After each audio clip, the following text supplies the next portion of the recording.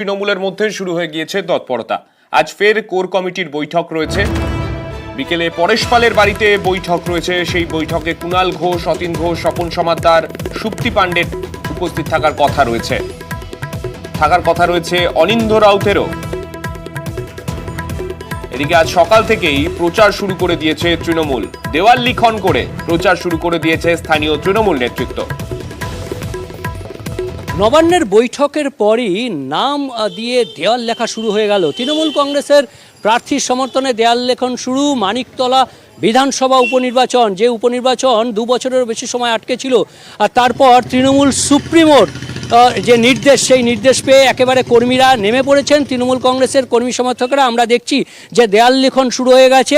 যে নির্দেশ নবান্ন থেকে এসছে তারপরই কাজ শুরু করে দিয়েছেন জামাই ষষ্ঠীর দিন সকালেও। তাই প্রচারে খামতি নেই তৃণমূল কংগ্রেসের।